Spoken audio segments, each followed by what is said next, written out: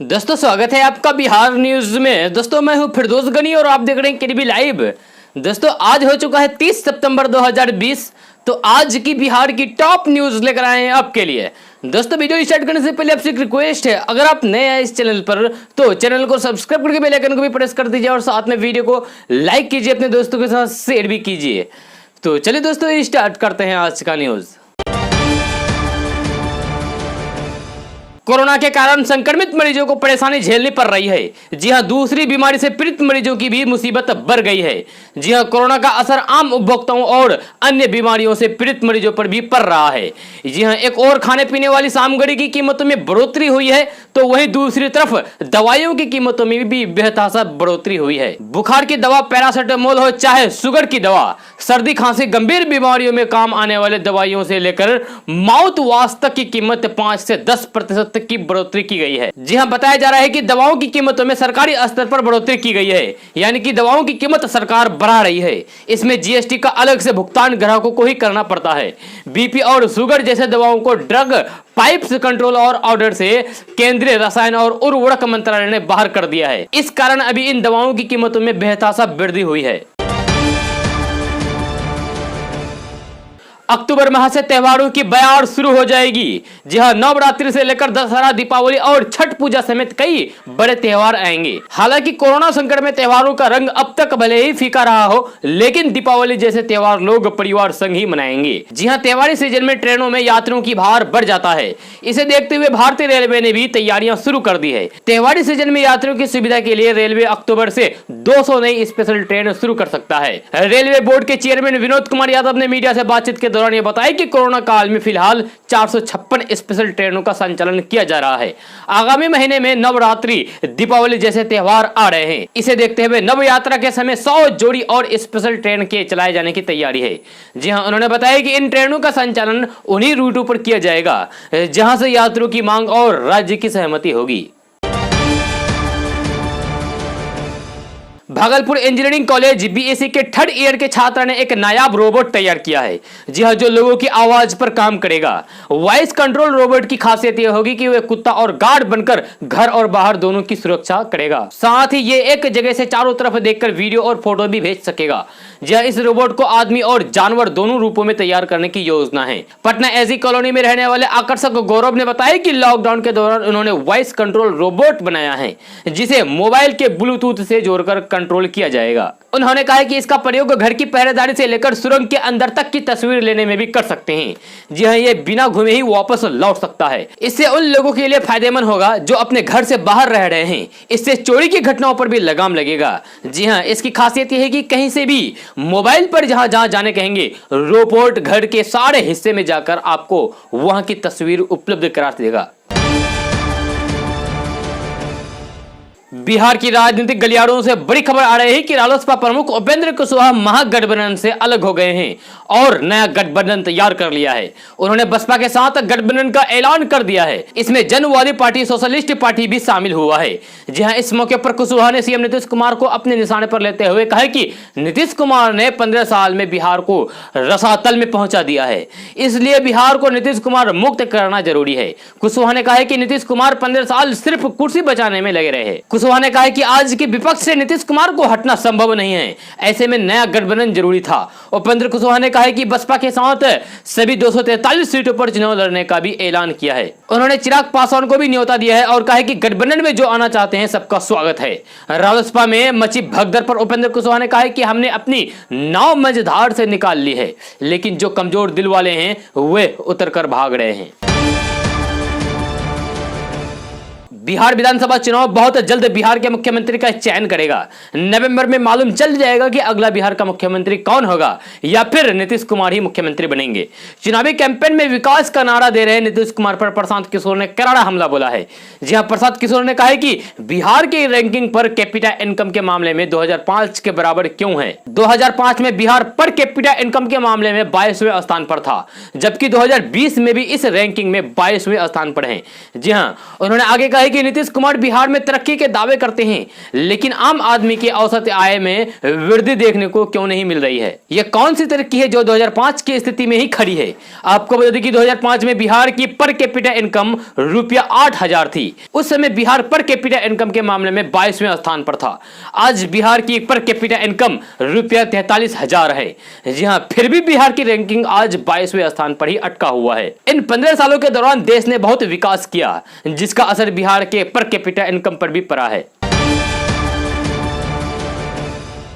अपने मुहाने पर दस्तक दे चुके बिहार विधानसभा चुनाव पर अब सबकी निगाहें टिकी हुई है। दिल की धड़कनें तेज हैं, कयासों का सिलसिला लगातार जारी है, उम्मीदों की बयार बह रही है। लेकिन इंतजार अब 28 अक्टूबर का है, जब बिहार में बजेगा चुनावी नगारा। जी हां, कोरोना काल में यह देश का पहला विधानसभा चुनाव है। 3 चरणों में यह चुनाव होने जा रहा है, 28 अक्टूबर, 3 नवंबर और 7 नवंबर। इस तरीके से कुल 3 चरणों में बिहार विधानसभा चुनाव संपन्न होने जा रहा है। जी हां, उधर 10 नवंबर को बिहार विधानसभा चुनाव के नतीजे की घोषणा होने जा रही है और अब चुनाव प्रचार का सिलसिला भी शुरू हो चला है। जी हां, लेकिन इससे पहले कुछ ऐसे युवा बिहारी चर्चा में हैं जो इस समय खासा सुर्खियां बटोर रहे हैं। यह जानकर आपको हैरानी होगी कि इस बार बिहार विधानसभा चुनाव में कई युवा चेहरे ऐसे हैं जो लंदन से अपनी सियासी किस्मत यहां आजमाने आ गए हैं, तो कई ऐसे हैं जो शुद्ध और खांटी बिहारी है। बिहार चुनाव में इन युवाओं का जलवा अपने सबाब पर है। हर तरफ ये चर्चा का केंद्र बना हुआ है। बिहार की राजनीति में गहरी पैठ रखने वाले लोकतांत्रिक जनता दल के अध्यक्ष और पूर्व मंत्री शरद यादव की तबीयत ज्यादा खराब हो गई है। जी हां, पार्टी नेताओं की ओर से मिली जानकारी के मुताबिक सोमवार देर शाम उनकी हालत काफी खराब हो गई थी, जिसके बाद उन्हें अस्पताल में भर्ती कराया गया था। बिहार विधानसभा चुनाव के दौरान पूर्व केंद्रीय मंत्री शरद यादव की हालत नाजुक होने से उनके समर्थक निराश हैं। शरद यादव के समर्थक दुआ कर रहे हैं कि वह जल्द से जल्द स्वस्थ हो जाएं। डॉक्टरों की टीम उनकी जांच में जुटी हुई है। मंगलवार सुबह तक 75 वर्षीय शरद यादव की हालत नाजुक बनी हुई है। जी हां, शरद यादव की गंभीर स्थिति को देखते हुए उन्हें वेंटिलेटर पर रखा गया है। बिहार में कोरोना संक्रमण की रफ्तार अब धीमी हो गई है, लेकिन इसके बावजूद भी हर रोज हजारों की संख्या में पॉजिटिव मरीज मिल रहे हैं। स्वास्थ्य विभाग की ओर से ताजा अपडेट जारी की गई है। इस अपडेट के मुताबिक बिहार में 1439 लोग कोरोना पॉजिटिव मिले हैं। जी हां, ये नए हैं। इसके साथ ही राज्य में कोरोना संक्रमितों की संख्या बढ़कर 1,81,471 हो गई है। बिहार में फिलहाल 14,390 कोरोना के एक्टिव मरीज हैं। जी हां, यानी कि इसका इलाज चल रहा है। राजधानी पटना में कोरोना का कहर थमने का नाम नहीं ले रहा है। राजधानी पटना में एक बार फिर से सबसे ज्यादा 195 नए मामले सामने आए हैं। बिहार विधानसभा चुनाव की तारीखों की घोषणा के साथ ही प्रदेश में राजनीतिक सरगर्मी तेज हो गई है। सभी दल जनता को लुभाने के लिए मैदान में कूद गए हैं। कोई सोशल मीडिया पर प्रचार कर रहा है तो कोई जनता तक पहुंच बनाने के लिए वर्चुअल रैली कर रहा है। लेकिन खास बात यह है कि इस बार बिहार विधानसभा चुनाव में कुछ ज्यादा ही स्लिम और स्मार्ट ईवीएम का इस्तेमाल किया जाएगा, क्योंकि इस बार स्मार्ट ईवीएम की साइज और वजन कम कर दिया गया है ताकि इसे कैरी करने में कर्मचारियों को आसानी हो। वहीं इस बार का ईवीएम देखने में भी पहले से ज्यादा अच्छा लग रहा है। भारत में कोरोना के संक्रमितों की संख्या 61,45,292 हो गई है। पिछले 24 घंटे में कोरोना के 70,589 नए मरीज मिले हैं। कोरोना संक्रमण के 60 लाख मामले रिपोर्ट करने वाला दुनिया का पहला दूसरा देश भारत बन गया है। अमेरिका पहला देश है। पिछले 24 घंटे में 85,194 लोग रिकवर हुए हैं, जिसके बाद कोरोना से ठीक होने वाले मरीजों की संख्या इसके साथ ही संक्रमण की 51,01,398 पहुंच गई है। फिलहाल 9,87,576 एक्टिव मरीज हैं। कोरोना महामारी के चलते मार्च से ही लागू देशव्यापी लॉकडाउन को अनलॉक करने का 5वां चरण 1 अक्टूबर से शुरू होगा। इसके दिशा निर्देश अगले 1-2 दिन में जारी हो जाएंगे। माना जा रहा है कि अनलॉक 5 में मॉल, स्कूल, सिनेमा हॉल खोलने को छूट मिल सकती है। वहीं पर्यटन और धार्मिक स्थलों पर आवागमन के नियमों में भी ढील की उम्मीद की जा रही है। फिलहाल अनलॉक 4 चल रहा है, जो कि 30 सितंबर यानी कि आज तक ही है। जी हां, चौथे चरण में सरकार ने 21 सितंबर से स्कूल को आंशिक रूप से खोलने की इजाजत दी थी, लेकिन इसमें शर्तें भी थी। इसमें कक्षाएं चलाने की नहीं, बल्कि शिक्षकों से केवल परामर्श की इजाजत है। इसके लिए भी अभिभावकों से लिखित में सहमति लेना अनिवार्य है। 5वें चरण में बोर्ड परीक्षा के मद्देनजर 9वीं से 12वीं तक की नियमित कक्षाएं शुरू करने की उम्मीद की जा रही है। 8वें तक की बच्चों की कक्षाएं अभी भी संभव है कि नहीं शुरू हो। इसके अलावा त्योहारी सीजन होने के चलते उम्मीद की जा रही है कि सरकार मॉल खोलने की इजाजत दे दे। हालांकि अभी जिस रफ्तार से कोरोना संक्रमण जारी है उससे सरकार अनिश्चय की स्थिति में है, लेकिन व्यापारियों के लिए यही कारोबार का वक्त है। नेपाल की तरफ से बार बार आ रहे विवादी बयानों के बावजूद भारत ने अपनी दरियादिली नहीं छोड़ी है। जी हां, भारत ने नेपाल की माह भर की एक बीमार बच्ची की जान बचाने के लिए तमाम नियम कानून का विवादों को दरकिनार करके सोमवार दोपहर केवल 20 मिनट के लिए अंतर्राष्ट्रीय झूला पुल खोला। पुल खुलते ही सीमा पर बेटी को तड़पते देख रहे माता पिता को जैसे नए प्राण मिल गए। जी हां, फपकते माता पिता ने भारतीय अफसरों का आभार जताते हुए कहा कि यूं ही भारत को महान नहीं कहा जाता है। प्राथमिक उपचार के बाद बीमार मासूम को धारचूला के बलुआकोट में रखा गया है। किसानों को अब सोलर पंप के लिए सस्ती दरों पर कर्ज मिल सकेगा। जी हां, इसको लेकर सरकार ने बड़ा ऐलान किया है। सरकार ने सोलर पंप के लिए एग्री इंफ्रा फंड का इस्तेमाल करने का फैसला किया है। मौजूदा समय में सरकार के पास 1 लाख करोड़ रुपए का एग्री इंफ्रा फंड है। जी हां, एग्री इंफ्रा फंड से किसानों को सस्ता कर्ज मिलेगा। साल 2022 तक 17,50,000 सोलर पंप लगाने का लक्ष्य है। आपको बता दें कि हाल ही में रिजर्व बैंक ने भी छोटे किसानों को फायदा पहुंचाने के लिए सोलर पंप के कर्ज से जुड़े नियमों में बदलाव किया है। रिजर्व बैंक के नए नियमों के तहत किसानों को सोलर प्लांट लगाने और कंप्रेस्ड बायोगैस प्लांट के लिए आसानी से लोन मिल सकेगा। किसानों को अब सोलर प्लांट और कंप्रेस्ड बायोगैस संयंत्र लगाने के लिए आसानी से लोन मिलेगा। जी हां, अब तक जिन जिलों में बैंक प्राथमिकता श्रेणी से कर्जों को कम बांट रहे थे, उन जिलों में अब बैंकों को ज्यादा तरजीह देनी होगी। जी हां, अब किसान आसानी से लोन ले सकेंगे। किसानों को अब सोलर पंप लगाने के लिए सस्ती दरों पर कर्ज भी मिल सकेगा। सरकार ने 1 लाख करोड़ रुपए की एग्रीकल्चर इंफ्रास्ट्रक्चर फंड से सोलर पंप लगाने को हरी झंडी दे दी है। पीएम कुसुम योजना का लाभ उठाने वाले किसान भी इससे सस्ती दरों पर कर्ज ले सकेंगे। सरकार ने 1 लाख करोड़ रुपए के एग्रीकल्चर इंफ्रास्ट्रक्चर फंड को मंजूरी दी है। इस फंड के जरिए सरकार 3% सस्ती दरों पर कर्ज देती है, जहां इसके तहत किसानों को 7 साल के लिए कर्ज मिलता है। ड्राइविंग करते समय आरसी और ड्राइविंग लाइसेंस जैसे दस्तावेजों की हार्ड कॉपी रखने की टेंशन अब खत्म होने वाली है। अब आप वाहन से संबंधित इन दस्तावेजों के वैध सॉफ्ट कॉपी भी ले सकते हैं।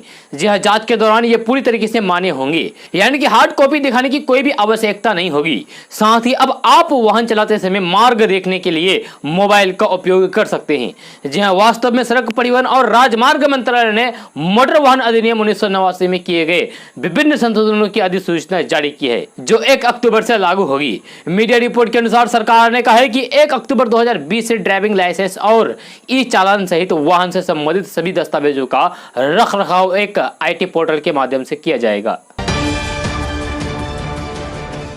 बिहार विधानसभा चुनाव को लेकर राज्य में सभी दल ने कमर कस ली है। भले ही सीट शेयरिंग का मुद्दा एनडीए या फिर महागठबंधन के बीच ना सुलझा हो, लेकिन इसमें कोई दो राय नहीं है कि हमेशा की तरह इस बार भी बिहार विधानसभा चुनाव दिलचस्प होने वाला है। जी हां, बिहार में वैसे तो विधानसभा चुनाव में हर सीट की अपनी एक अलग अहमियत है और दिलचस्प कहानी भी होती है, लेकिन राज्य का एक सीट जिस पर पूरे देश की निगाहें टिकी हुई होती है वह है मोकामा विधानसभा सीट। यह राज्य के सबसे हॉट सीट में से एक माना जाता है। यहाँ से दरअसल बाहुबली अनंत सिंह विधायक है और कहना गलत नहीं होगा कि यहाँ उनका एक छत्र राज्य चलता है। अनंत सिंह का प्रभाव इस इलाके में ऐसा है कि 2015 विधानसभा चुनाव में जेडीयू में मतभेद होने के बाद भी वे इस सीट से रिकॉर्ड मतों से निर्दलीय उम्मीदवार के रूप में जीते। मोकामा विधानसभा सीट में हमेशा से दबंग छवि के नेता का दबदबा रहा है। इस क्षेत्र में भूमिहार वोटर्स की संख्या अधिक है। खुद अनंत सिंह भी भूमिहार जाते से आते हैं और ऐसे में उन्हें इसका फायदा भी मिलता है। इसके अलावा उनकी बाहुबली और दबंग छवि को लोग इस इलाके में बहुत ज्यादा पसंद करते हैं। इसी का नतीजा है कि निर्दलीय खड़े होने के बाद भी अनंत सिंह जेल से ही जीत जाते हैं और उनके आगे कोई टिक नहीं पाता है। बीजेपी के राज्यसभा सांसद सुब्रमण्यम स्वामी ने कहा है कि अयोध्या में राम मंदिर पर आने वाले निर्णय यानी कि फैसले में प्रधानमंत्री नरेंद्र मोदी का कोई भी लेना देना नहीं है, यानी कि प्रधानमंत्री नरेंद्र मोदी का कोई भी रोल नहीं है। सरकार में रहते हुए उन्होंने ऐसा कोई भी काम नहीं किया है जिसे वे जानते हैं। स्वामी ने ये बातें टीवी चैनल से विशेष बातचीत के दौरान कही है। जी हां, उन्होंने इस दौरान पूर्व पीएम राजीव गांधी को राम मंदिर के लिए श्रेय दिया है। सुब्रमण्यम स्वामी ने कहा है कि प्रधानमंत्री का तो इसमें कोई भी योगदान है ही नहीं। राम मंदिर में सारी बहस तो हम लोगों ने ही की है। सरकार की तरफ से उन्होंने ऐसा कोई भी काम नहीं किया है जो मैं जानता हूं कि हम कह सकते हैं कि निर्णय आया है। वास्तव में जिन्होंने काम किया है उसका मैंने नाम दिया है और ये नाम पहला राजीव गांधी है। हालांकि बीजेपी सांसद का यह इंटरव्यू कब का है फिलहाल ये स्पष्ट नहीं है। नए कृषि कानूनों के खिलाफ किसानों के विरोध के बीच केंद्र सरकार ने सोमवार को धान की न्यूनतम समर्थन मूल्य यानी कि एमएसपी पर खरीद के आंकड़े जारी किए हैं। आंकड़ों के मुताबिक महज 48 घंटे में 10 करोड़ 53 लाख रुपए के धान की एमएसपी पर खरीद की गई है। जी हां, केंद्र सरकार धान खरीद के इन आंकड़ों को जारी करके किसानों को बताना चाहती है कि एमएसपी खत्म करने का उसका कोई भी इरादा नहीं है। एमएसपी पर फसल की खरीदारी पहले की तरह जारी रहेगी। आपको बता दें कि पंजाब, हरियाणा समेत कई राज्यों में किसान नए कृषि कानूनों का विरोध कर रहे हैं। उनका मानना है कि इसे खरीद का पूरा काम कंपनी के हवाले कर दिया जाएगा और एमएसपी व्यवस्था खत्म हो जाएगी। बिहार विधानसभा चुनाव से पहले एक और नया गठबंधन उभरकर सामने आया है। पप्पू यादव की जन अधिकार पार्टी, चंद्रशेखर आजाद की आजाद समाजवादी पार्टी, बीएसपी और social democratic party of India ने मिलकर पीडीए यानी कि प्रोग्रेसिव डेमोक्रेटिक अलायंस बना लिया है। जी हां, पप्पू यादव ने कहा है कि बिहार को कैसे बचाया जाए इसके लिए यह गठबंधन बनाया गया है। कांग्रेस के साथ गठबंधन न करने के सवाल पर पप्पू यादव ने कहा है कि कांग्रेस की आदत अपमान करवाना हो गई है। पप्पू यादव ने गठबंधन को मानवतावादी और सबको लेकर चलने वाला बताया है। उन्होंने बताया कि यह गठबंधन 30 साल से महापाप को समाप्त करने के लिए बनाया गया है। उन्होंने कहा है कि उनकी बात राष्ट्रीय लोक समता पार्टी के अध्यक्ष उपेंद्र कुशवाहा से भी हो रही है। उनका भी इस गठबंधन में स्वागत है। 2 दिनों में इस गठबंधन में और पार्टियां शामिल होगी। उन्होंने लोजपा और कांग्रेस को भी इस गठबंधन में शामिल होने की दावत दी है। पप्पू यादव ने 2 दिनों बाद कॉमन मिनिमम प्रोग्राम बनाने की भी घोषणा की है। इस अवसर पर उन्होंने एनडीए और महागठबंधन दोनों को निशाना बनाते हुए कहा है कि 30 सालों का यह महापाप अब खत्म होने चाहिए। नेता प्रतिपक्ष तेजस्वी यादव ने ट्वीट करके नया और विकसित बिहार बनाने की बात कही है। उन्होंने ट्वीट के माध्यम से पार्टी का एक वीडियो संदेश भी टैग किया है। इसमें चुनाव चिन्ह लालटेन को दर्शाते हुए 10 प्रमुख सुधारों का वादा किया है। जी हां, इसमें कहा गया है कि सरकार बनने पर हम करेंगे बिहार में 10 सुधार, तरक्की को देंगे रफ्तार। इसमें कृषि, शिक्षा, स्वास्थ्य, उद्योग, रोजगार, कानून व्यवस्था आदि में सुधार के वायदे किए गए हैं। वीडियो में पहला बिंदु कृषि क्षेत्र से जुड़ा है। इसमें कहा गया है कि होगा खुशहाल किसान, मिलेगी नई पहचान।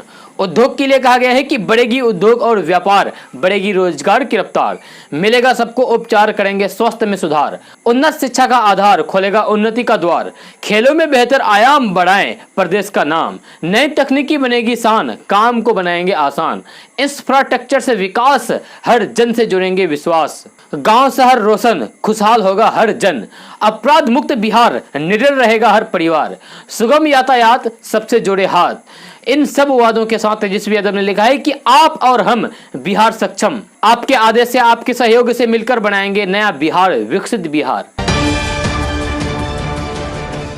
संसद ने पिछले हफ्ते कृषि क्षेत्र को उदार बनाने के उद्देश्य से 3 कृषि विधेयकों को यानी कि बिलों को मंजूरी दी है और किसानों को अपना उपज कहीं भी बेहतर कीमतों पर बेचने की अनुमति दी है। कृषि विधेयक को मंजूरी मिलने के बाद विपक्ष की ओर से लगातार विरोध हो रहा है। इस बीच मंगलवार को पूर्व कांग्रेस अध्यक्ष राहुल गांधी ने देश के किसानों से बात की है। राहुल गांधी ने सोशल मीडिया पर किसानों के साथ बातचीत साझा की है। जहां राहुल गांधी के साथ बातचीत के दौरान महाराष्ट्र के एक किसान ने कहा है कि महात्मा गांधी ने अंग्रेजों से लड़ने के लिए कई आंदोलन किए। आज अगर महात्मा गांधी जीवित होते तो कृषि विधेयक का विरोध करते। वहीं राहुल गांधी ने कहा है कि 3 कृषि किसान बिल और नोटबंदी जीएसटी में कोई भी अंतर नहीं है। कांग्रेस नेता राहुल गांधी ने कहा है कि मोदी सरकार इसे नहीं समझेगी क्योंकि ये लोग अंग्रेजों के साथ खड़े थे। राहुल गांधी ने कृषि कानून का विरोध किया और इसे अंग्रेजों का कानून बताया है। उन्होंने कहा है कि किसान नए कृषि कानून के साथ मजदूर बनेंगे। इस दौरान एक किसान ने राहुल गांधी को बताया कि पहले भारत में ईस्ट इंडिया कंपनी थी और अब ये कॉर्पोरेट कंपनी आएगी। ऑनलाइन क्लास से माता पिता डरे हुए हैं। जी हां, सुप्रीम कोर्ट में गाइडलाइंस के लिए याचिका डाली है। जी हां, सुप्रीम कोर्ट के सामने अब एक जनहित याचिका दायर की गई है जिसमें मांग की गई है कि बिहार संघ को निर्देश दिया जाए कि वे बच्चों के बीच वीडियो कॉन्फ्रेंस के माध्यम से ऑनलाइन वर्चुअल कक्षाओं से संबंध में व्यापक दिशा निर्देश जारी करें। ये मांग बच्चों के अभिभावकों की है जिनका मानना है कि इंटरनेट पर उपलब्ध अप्रिय सामग्री से उनके बच्चों को खतरा है। ये याचिका डॉक्टर नंद किशोर गर्गे ने अपने वकील शशांक देव सूदी के माध्यम से दायर की है। याचिकाकर्ता ने दावा किया है कि ऑनलाइन लर्निंग के चलते छोटे बच्चे इंटरनेट और अनगिनत ओपन वेबसाइट पर उपलब्ध अप्रिय सामग्रियों के संपर्क में हैं, जिसका बच्चों पर भविष्य पर गंभीर असर पड़ता है।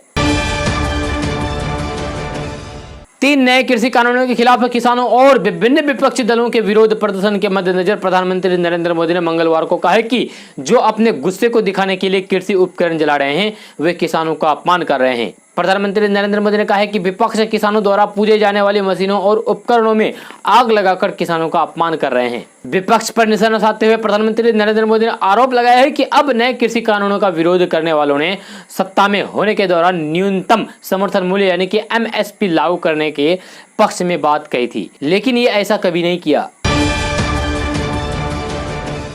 बैंक खाताधारकों और मोबाइल पर ऑनलाइन बैंकिंग करवाने वाले ग्राहकों के लिए एक बहुत चौंकाने वाली और सतर्क करने वाली खबर है। जहां साइबर क्राइम करने वाले अपराधी बिना OTP और बिना पिन पूछे भी आपके खाते से रकम उड़ा सकते हैं। ऐसा ही एक मामला राजधानी पटना के बुद्धा कॉलोनी थाने में आया है, जहां हैकर्स ने बिना OTP और पिन पूछे बोरिंग रोड के राजपुल स्थित जयप्रकाश गौतम के खाते से 70,000 रुपए उड़ा दिए। जहाँ पीड़ित राजपुल स्थित GM टावर के किराए के मकान पर रहकर इलेक्शन मैनेजमेंट का काम करता है। पीड़ित के मुताबिक 26 सितंबर को उनके डेबिट और क्रेडिट कार्ड से हैकर्स ने बिना OTP और पिन के 70,000 रुपए उड़ा दिए हैं। रुपया गायब होने के बाद अगले दिन अनजान मोबाइल नंबर से फोन आया और रुपया कटने की बात कही। पीड़ित ने इस संबंध में मोबाइल नंबर के खिलाफ बुद्धा कॉलोनी थाने में FIR दर्ज कराई गई। दोस्तों आज का न्यूज़ बस यहाँ तक। कैसा लगा जरूर अपना सुझाव दीजिएगा नीचे कमेंट बॉक्स में कमेंट करके। अगर आप नए आए इस चैनल पर तो चैनल को सब्सक्राइब करके बेल आइकन को भी प्रेस कर दीजिए और साथ में वीडियो को लाइक कीजिए, अपने दोस्तों के साथ शेयर भी कीजिए। तो चलिए दोस्तों फिर मिलते हैं अगली वीडियो में।